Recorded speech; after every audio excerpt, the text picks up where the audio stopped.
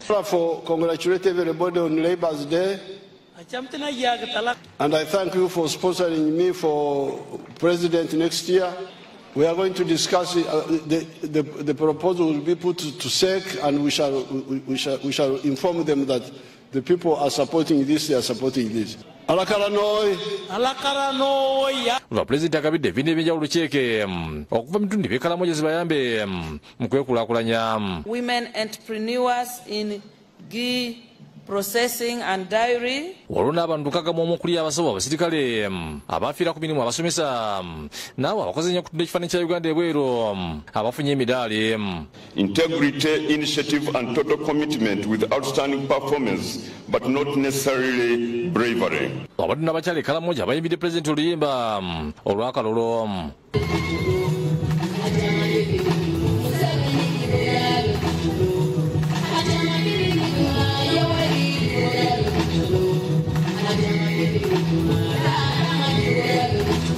Robina Nantale neteraka yabakusakidde guli eno lwabukede TV. Babalenyo bannaffe nga tukyali Nakapiripiriti, minisita w'abakozi n'ekikula ky'abantu Betty Amonge alaze okutya olw'omusaala omutono abakozi gwe bafuna mu kampuni nga n'abamu basasulwa 3,000.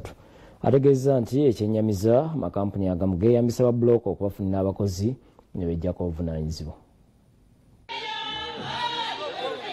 Mukukuza olunaku lw'abakozi olw'ensi n'olubadde Nakapiripiti ebinirwa n'emirembe ly'abakozi nga bikulemeddwamu John Okwecho okuva mu kibiina ekya Kofutu bagambye nti bannayuganda balina emirimu gye bakola bali obukadde 2 wabula tebannayiga kutereka.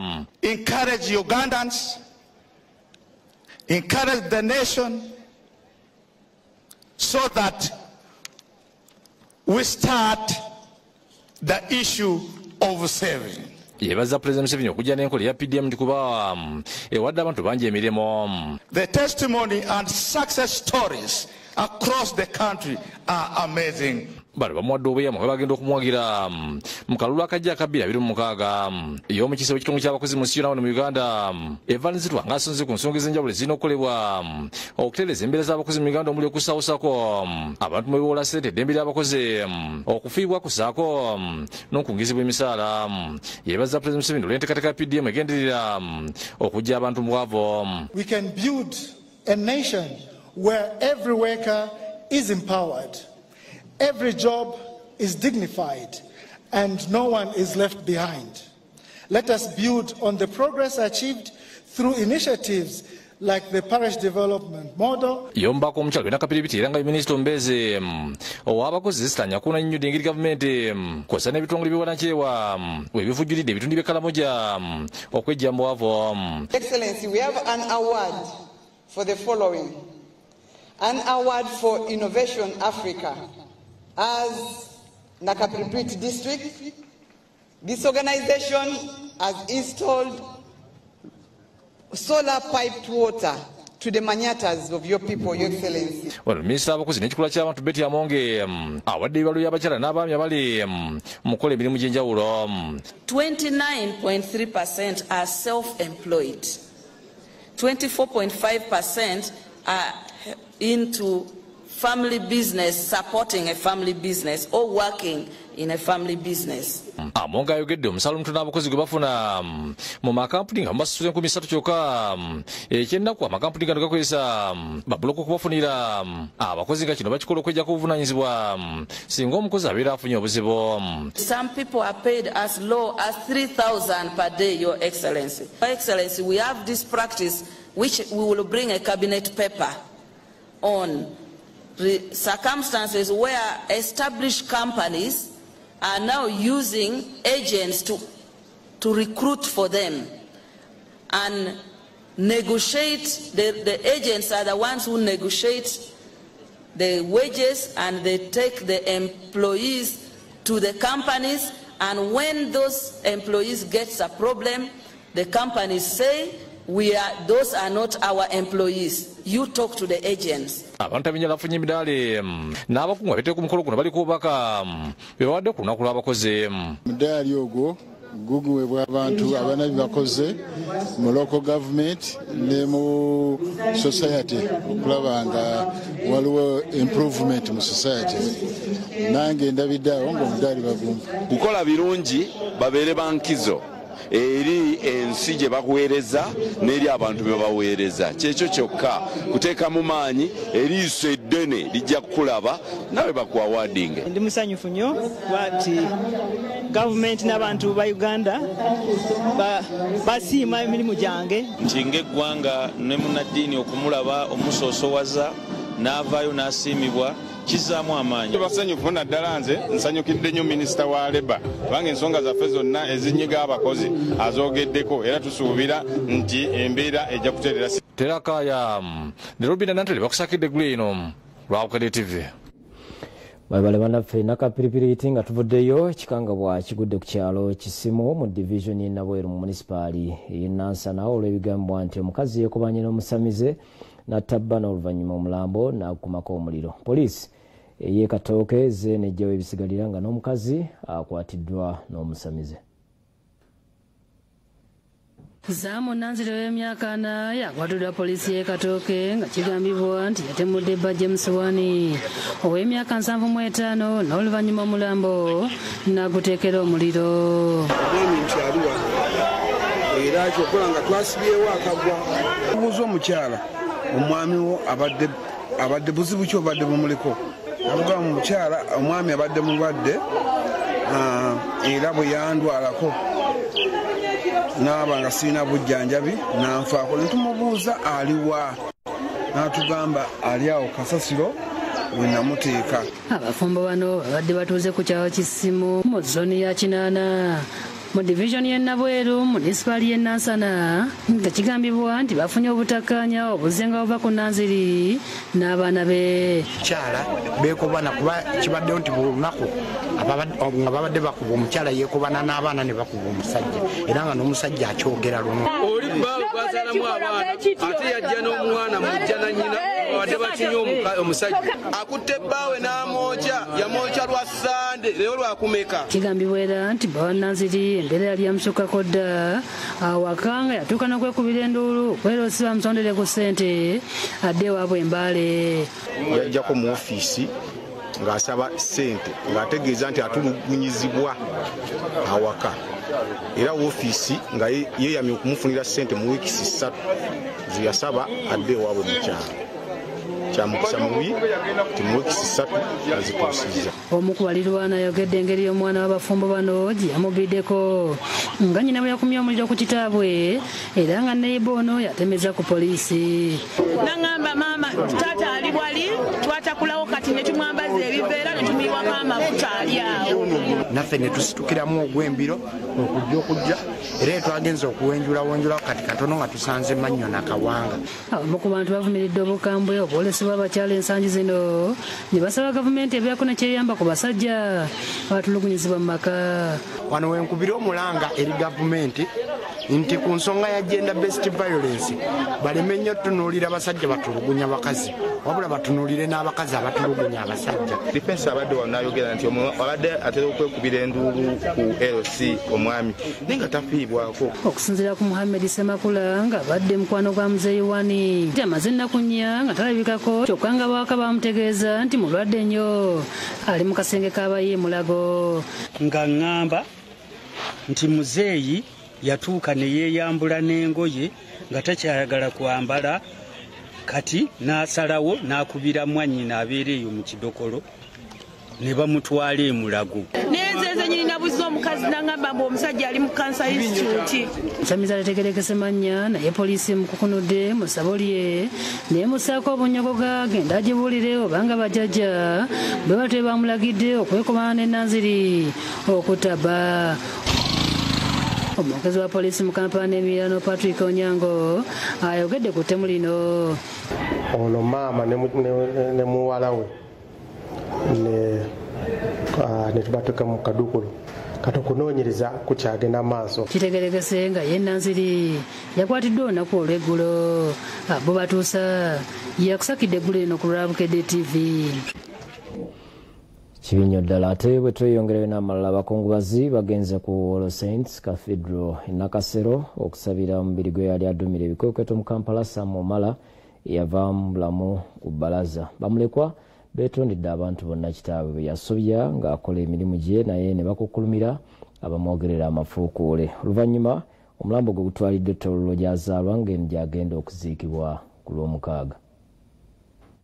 Omulambo gwe yali omuduumizi w'ebikwekweto mu Kampala Afande Sam Omala gutuusiddwa ku kkanisa ya All Saints Cathedral Nakasero nga zikunukkiriza okuwera ssaawa 4 okusabira omwoyo gwe gukulembeddwamu Reverend Misuseera Mukadde Ayiga ng'onaasabye abakungubazi okulowooza ku kaseera ak'okufa ate baleme kweraliikirira.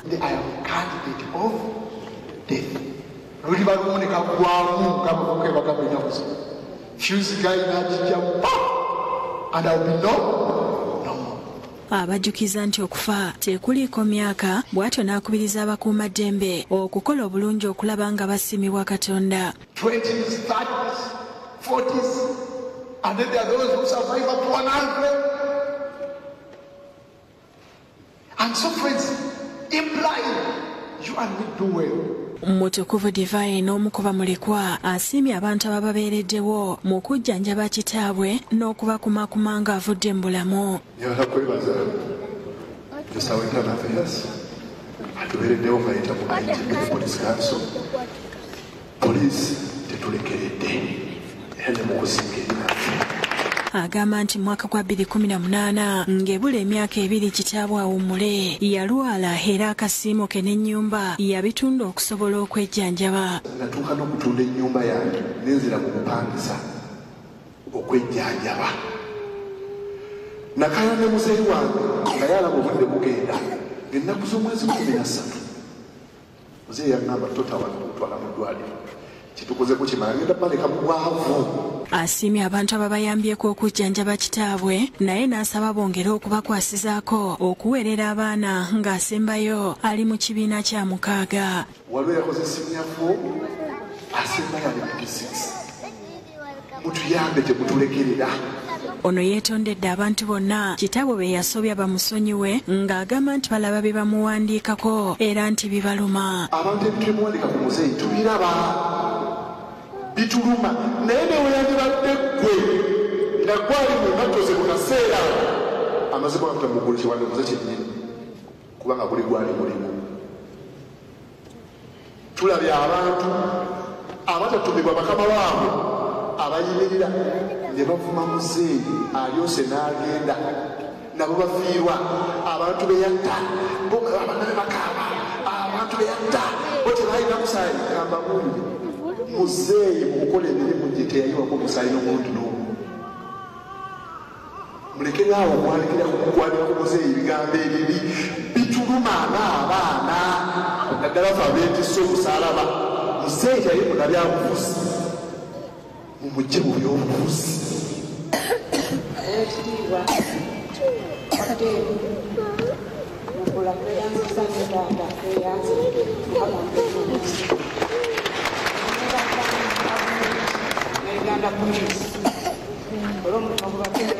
Komisona wa poliisi Moses Otala yakiikiridde ssaabaduumizi wa poliisi Abasibya Kagaba era onaategeezezza nti okuva mu ttendekero Omala yali wa njawulo nga kino kye kyamuleetera okukuzibwa amangu n'okuweebwa emirimu egy'amaanyi. And that's where Late Kawes may so recent under peace spotted some. Then he said, now you are going to command Kampala Metropolitan North. Captain Mike Mukula ye ategeezezza nti Sam Omala abadde musirikale wa njawulo abajjukiza ku biseera bya walk to work Omala we yakolera obutaweera okulaba ng'emirembe tegitabangulwa. He defended the Constitution without fear or favor. That is the gallantry you had in a man lying before you. Ono yeewuunyiza abakungu ba gavumenti okwerabira amangu Omala bye yakola ng'agamba nti babadde tebasaana kubulawo ku mukolo gw'okumusabira. Ugandans tend to forget quickly, memory lapse. And I want to tell you, shame on you. I would have loved to see you here stand with the man who stood with Uganda when the need was there. oluvannyuma omulambo gwe gusituddwa abasirikale ne bagufulumya nga bagutadde mu mulyango gwa lutikko abantu bagukubiddeko eriisa evvannyuma.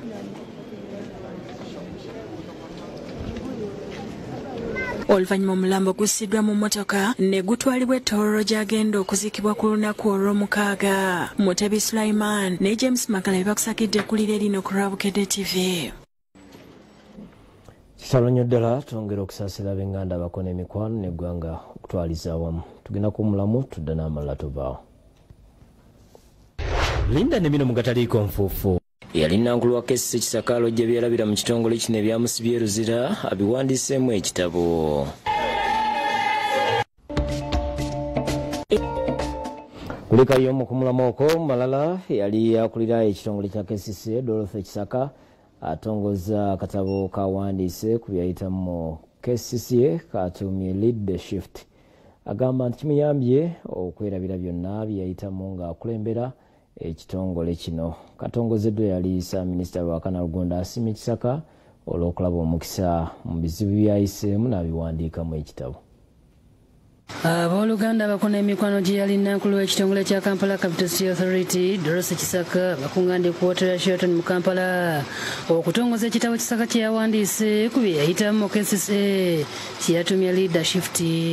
Omukolo gwetabyeko abakungu okubadde Katuukiro wa Busoga Dr. Joseph Muvawala eyali Minisita Dr. Kanalugonda nga yabadde omugenyi omukulu akulira KCCA Sharifa Buzeki n'omumyuka we Benon Kigenyi kwogata Ssenkulu wa URA John Rujochi Musinguzi omukunganyi w'okuntiko wa kampuni ya Vision Group Barbara Kaija n'abalala. Kisaka ategeeza nti ekitabo kino kyesigamye ku lugero lw'omuwendo ogw'okukyusa abavubuka bawangalira mu bitundu eby'enzigota ebimanyiddwa nga ghetto abeekolamu ekibiina kya Seven Hills okuyonja ekibuga Kampala.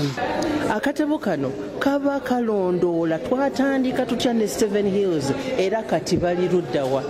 Alaze abamu ku bavubuka be yakwatako ne yeebaza abakulembeze ba KCCA olw'okukwata obulungi bayisa abavubuka be aba Seven Hills. Baleme kudda mabega. Seven Hills enogenda mu maaso si mu kwongerako bantu kyokka naye mu kukyusa empisa. Kisaka era ategeeza ng'okuwandiika ekitabo kino bwe kimuyambye okwerabira byazayitamu mu myezi 7 gy'amaze bukyanga ebizibu bigwawo. Obulamu bwezityo bwe zibeera oyinza okuyita ekintu nga kibiringa ekizibu naye Mukama n'akikoze ne kivaamu ekintu ekirungi ennyo. Kale akaseera kano kembadde waka Mukama ampadde omukisa mu myezi gino 7 okulaba nti mpandiisa akatabo kano ate ne kavaamu abantu ne bakaagala. Yabaziza bonna abaziba mubeerawo naddala mu biseera eby'enjegera ekiteezo ebyamutwaza mu kkomera e Ruzira. Abantu bannakampala banjagala nnyo batudduukirira mu bulumi bwe twalimu.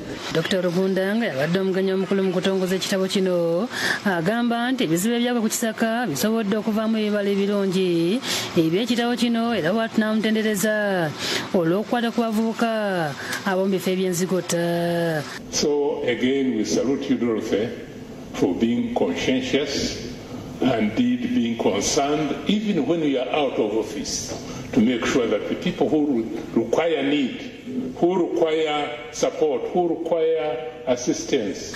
Yebuzeki ne Susan Kushaba yakuliranga owino mbiseera Kisaka we yabeera nankulu wa KCCA bamusiimye era nga ba KCCA baguza obutabo buna.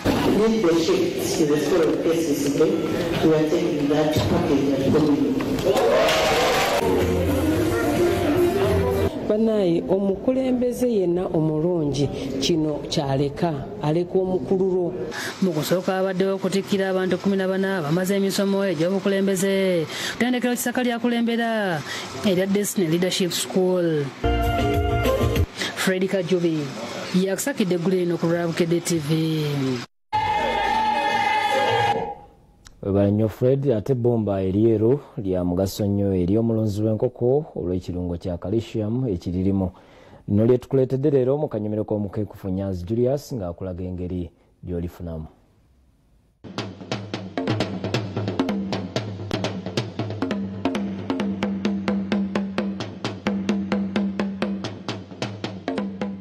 mu kanyomero kano tukyagenda mu maaso ne bitulemesa okufuna amagoba agasuubirwa mu nkoko zaffe ennansi. Olwaleero tutunuulidde ebbula ly'ekirengo kya kalisiyamu omutuufu atutuusiza mu kufiiriza okutagambika kyokka ng'ajjudde mu bbumba eryeru lye tulina mu bungi mu ggwanga. Baliyita white kire, dinosaur kire, abalala baliyita diatomaceous kire. Naye gwe gamba nti ebbumba eryeru lino lisibukawa liri mu Uganda, lisangibwa Mbale. Ab'Embale tebamanyi naye ebbumba lino gye lirina calcium, phosphorus no copper.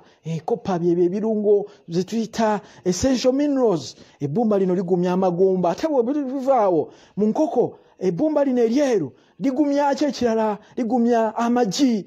Tulina obuzibu bw'amagi. Amagi okugenda n'ebika ejjibwe neryabika neryatika oba nerifunako olwatika ate eryo terisobola kwaluzibwa n'ekatale baligoba. Abalunzi ba broiler era mwezi abatama oba kitwala mu katale ng'okulaba ng'okugulu kusowose. Nanyini kukigula n'agamba zaayo. Ebbumba lino era likola bulungi nnyo mu kugoba ebiwuka mu bisolo. Ate ebbumba eryeru liyamba nnyo mu kudiwaaminga enkoko. Enkoko zirina ebiwuka, mugenda ne muziriisa emmere ng'ebiwuka bye bigejja, enkoko yo tegejja neryokwekukusala. Likola nga nakyo expera era enkoko bw'enywa ebbumba lino ebiwuka ebifulumya bufulumya. Ate ng'ebifulumya bifudde kubanga ebbumba lino likola nga dehydrator, limalamu ebiwuka amazzi. Era ebbumba lino eryeru oba diatomite liyamba nnyo enkoko mu kufuluma kalimbwa omukalu. Obuzibu bw'enkoko zino ze tulunda bwe zifuluma kalimbwa omubisi oba nga zisina embiro nga ziddukana buddukanye, ekinyumba kyonna kijjula amazzi, obukuta ne butotobala, ogenda okakana ng'ate coccidiosis.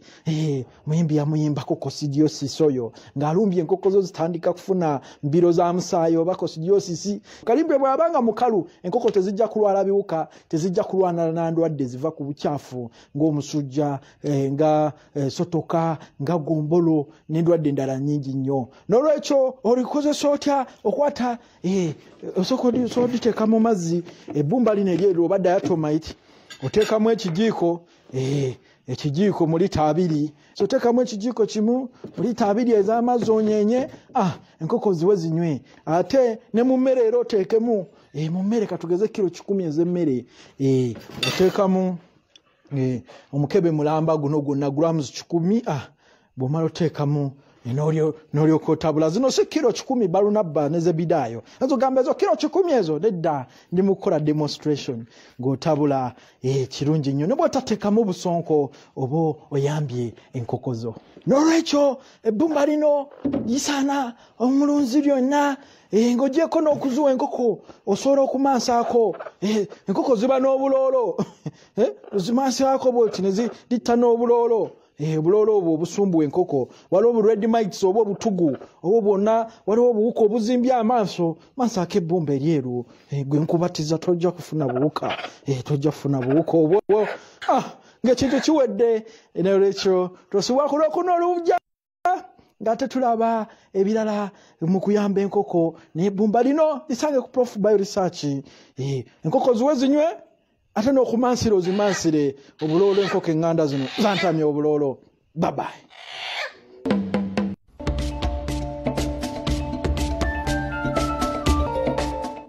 Kulekayo mu kumulamu okwo mu malala aba kampuni ya KHM baliko abakozi 15 be batutte mu mawanga ga Buwarabu okuba ekyeyo. Bano basoose kubalambuza ekibuga Kampala nga bayise ebivulu wakati mu kuyimba ennyimba eziwaana KHM. Ngemu ku ngeri y'okuzza olunaku lw'abakozi mu nsi yonna aba kampuni ya KHM baddiza ku bakasitoma be basize okutwala abantu 15 okuba ekiri Buwarabu abamu ku bwereere. Aba kampuni nga bakulemedwamu Ibrahim Bogedde Mukasa muhawe yabasoose kuyisa bivulo mu Kampala nga balina abantu bano be bagenda okutwala okuba eki wakati mu kuyimba ennyimba eziwaana ekitongole kino.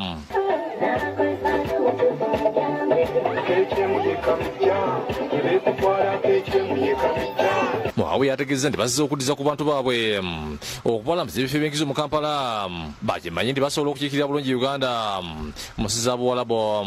Kizudde nti abaana bisinga bwe tutwala tebamanyi na biki biri mu Uganda ate nga bagenda okubeera bambasada baffe nga bafulumye wabweru. So ne tusalawo ku lunaku lw'abakozi tulambuze abaana bano abagenda okutambula bagenda okukola abakozi ku lunaku lwabwe tubatambuzeko mu kibuga Kampala. Mukasa agamba nti mu myaka 10 gye bakakuza bakatwala abakozi emitwalo 7 era kekyemo beetegefu okongera okufulira bannayuganda emirimu ku bwobwetaavu emirimu mingi ddala gye tuyisize emabega.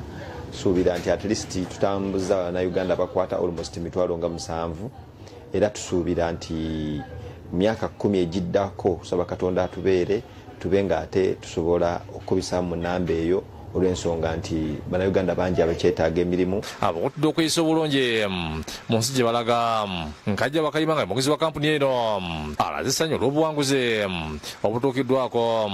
Abaana bano wadde tubayita baana abaami n'abakyala bano ffe tubabalanga families nti bw'oba olina omu gw'otutte eyo family emu oba omaze okujja upliftinga oba omaze okujja empoweringa. Akubiriza abalinyenyi bebeere bagumu gye balaga kuba bakwongera okubalondoola balabe emirimu gye bakola. Ye boogera ategeeza nti babadde tebasobola kusigalira mabiga mu kuza olunaku lw'abakozi mu nsi yonna nga bo abakeekemu abatwala abakozi mu mawanga g'ebweru. Luno itafaali lyetuteese ku kufunira bannayuganda emirimu wano n'ebweru w'eggwanga. Tubadde nga tetuyinza kusigala mabega okwegatta ku gavumenti n'ensi yonna ng'ekuza olunaku luno. Agumiza bakasitoma baabwe nga bakuza emyaka 10 mu mulimu guno bakwongera okubalondoola n'okuteekawo ebintu ebibagatta omuli empaka z'emipiira n'emizannyo egy'enjawulo ng'akabonero akalaga obumo. Bali abantu abasuuka mu 10 naye buli omu agenda kufuna ssente ezisuuka mu kakadde buli mwezi ng'aziweereza ng'azikulankulanya okumala emyaka 3. Kino kyo ffe kati kyetutunuulira nti tulina etafaali etuteese ku baganda baffe. Mbadde asikaali ng'akola ekiro n'empulira nti kekyemu erikurutinga abantu for free recruitment okugenda ekatokola nange kwe kusalawo n'engenda nendigestaringa buli kimu okumala okuligestaringa ne bangamba ogendera bwereere. Ebaza abakulu ba KHM mwenna tusaako ne bannayuganda mwenna mwebale olw'opportunity eno. Deo Kyaligonza yakusakidde ku Mabukede TV.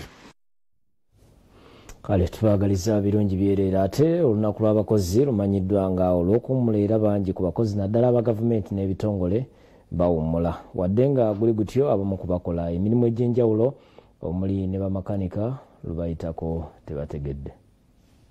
Mugalageza motoka ez'enjawulo zetutuuseemu olwaleero ng'ensi yonna egenda maaso n'okukuza olunaku lw'abakozi mu katale k'ewa Kiseeka wano mu Kampala tusanze emirimu bamakanika bagitambuza kinnawadda era nga bano okuli Michael Walugembe Isa Sebuggwawo n'abalala bategeeza nga bwe bakola emmere ya leero kale nga bwe batuula wako kuwummula kitegeeza tebajja kulya. Era ebiseera ebisinga mba nina okubaawo daily okulaba nti nfuna daily income okuba nti ab'ewaka bafuna ekyokukola ki ekibabeezaawo. Tukolera ddala olwokuba nti tuba na pulogulaamu ya mirimu egamba nti mirimu tugikolera ku pulogulaamu bweti. Boogedde okusomooza kubasanga omuli ne bannaabwe abakyusa ebyuma bya mmotoka eziba zibaweereddwa olwo ne kivumaganya omulimu gwabwe. Bange bagamba nga ewa Kiseeka babbi naye si bonna ababbi era abamu baavaamu ne tubawaayo ffe n'obbawaayo ne mugamba omuntu oyo yeeyisa bubi. Enteekateeka za gavumenti ez'okwekulaakulanya nabo bagamba nti bawulira mpulire so nga nabo bannayuganda beetaaga okukwasizaako Ngalame Kasembuusi omu ku bannannyini ggalanyi mu kifo kino bw'annyonnyola. Tubaawo n'obubiina oluusi ne muteekayo okusaba kwammwe ne mutafuna ate ziri ggalagi enene zo ne zifuna ne muwulira nti zo zaafunye. Kale naffe tusaba nga we tuli eno wansi naffe batuyambeko. Basobola okutuweerezaayo naffe kye batuweereza ne tutukulaakulana nga ffe abavubuka. N'essaza lya Masaka lyegasse ku nsi yonna okuza olunaku lw'abakozi mu Eklezia Katolika olumanyiddwa ng'olwa Yosefu omukozi w'emirimu. Abadde ku lutikko ekitovu nga batanze na misa ekulembeddwa Omusumba Severus Jumba nga yeetegeka Bakatoliki abakuguka mirimu egy'enjawulo nga bazze mbungi. Omusumba Jumba yennyamidde olw'Abakatoliki abeefunyiridde okuba Abakatoliki bannaabwe ebikono ku mirimu.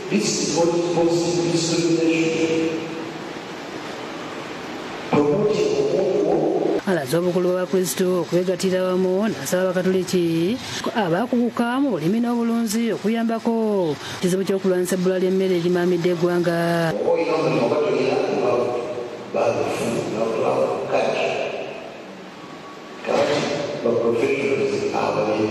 Akulira ekibiina ekigatta abakatoliki abakugu mirimu egy'enjawulo mu ssaza lya Masaka, John Paul Kagombe akoodde buli mukatoliki gy'ali okubeegattako. Bw'oba oyagala okugenda amangu genda bw'omu, bw'oba oyagala okutuuka ewala tambula ne banno. N'abakozi ku Yunivasite y'Obusiraamu okuva ku matabi gonna bajaguza olunaku lw'abakozi nga babadde ku ttabi ly'Ekibuli. Akulira Yunivasite ya IUIU Profesa Ismail Simbwa gy'agenda agamba nti yadde bajaguza olunaku luno abakozi bangi okuva mu bitongole ebyenjawulo mu ggwanga bafuna omusaala gwa munaganwa ogutabasobozesa kweyimirizaawo. Emisaala tegimala gye tuwa abakozi baffe tukimanyi bulungi, naye kati nga ku yunivasite tugezaako okukola n'ebya bizinesi, okuyingira mu bizinesi. Yunivasite ebeerewo ne kye bayita endowment, kati tulina King Fahd Plaza. Abudde abakozi okwetanira ebibiina bya SACCO nga bo bayambye okwongera okwekulaakulanya. Buli mwezi basevinga 35 million shillings, naye buli omu ng'ataddemu katonotono kasobola senene ziwera era zibayamba okusomesa abaana. Dr. Ahmed Kasule akulira ettabi lya Kampala lazeemu kubituukiddwako n'ebiruubirirwa byabwe. We are on a mission to ensure that in the years to come this campus enrollment will reach double the number we have today, perhaps in 5 years' time. Abamu ku bakozi akize ku bannaabwe basiimiddwa n'ebirabo. Baguddewo ne geeti ya yunivasite yazimbiddwa.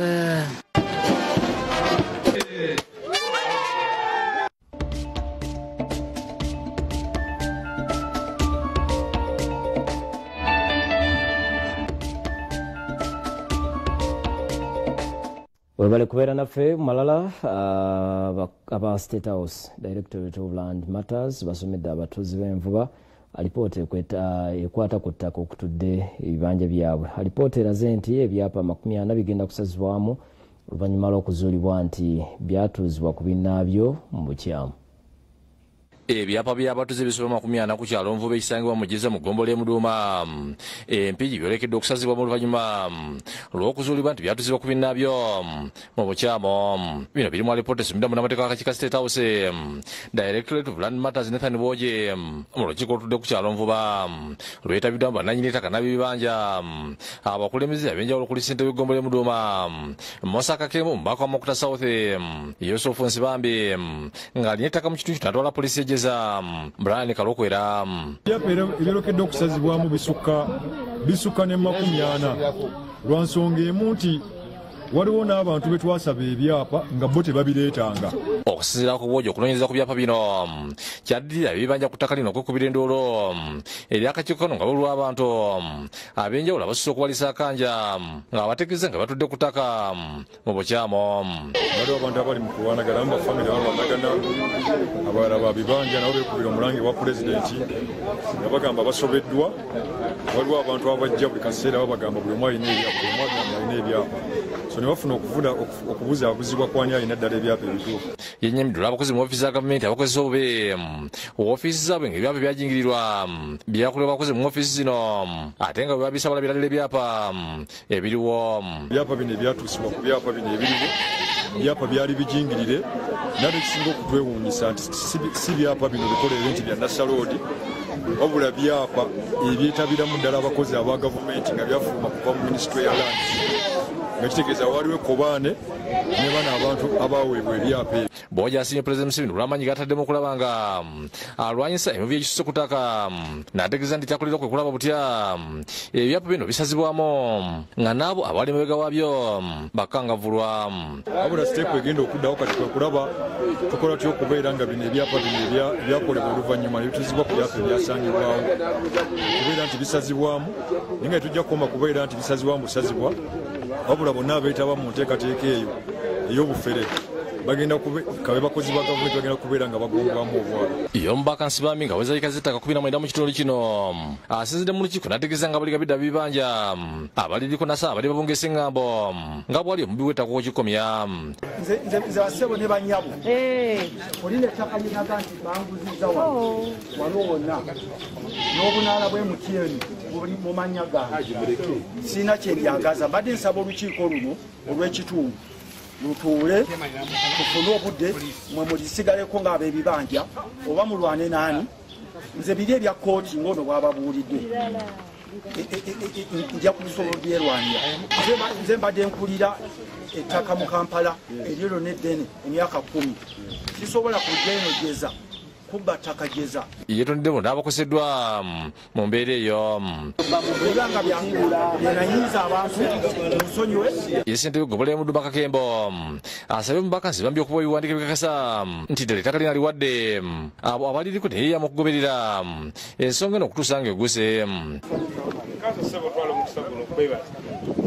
kyamazima kazo sibambi omu ku basajja bemanyi abalina ebyobugaggerusi nona ebiwandiiko ebyo ng'abatuuze b'envuba bitutuukeko omulimu ogwo neyamya ogukola ki gukulemberamu olw'abatuuze b'ekyalo kino ebiina okusazibwamu bisazibwemu bazadde bange bajjajange bali kuno n'ebijja bibiri byonna biri wali kati tolina saagala atugo eyajja okula mu bbiri simanye mmeka ate ongambe nti onzijawo kubanga ndi tulespas naye ffe kyetusaba kiri ekintu kimu anaabaze yenna nga zze saagala kutawanya bantu bange basanzeewo omu ku bannannyini Hajjali Kasule agumiza abatuuze abali ku ttaka lino nti batule ntende kuba talina omu gwagenda kugobako kuba naye alina enteekateeka ezimbako amaka kati abantu ngeri gyebategedde nti ttaka lyange nja bayisanga edda nga bampa busuulu nga babeera ku ttaka batuuze bange nze mbaagala kuba nange ntegese okuzimba wana amaka amalungi gakalina waggulu eyo Nuliat Damagembe yakusakidde gule ku Lwabukere TV.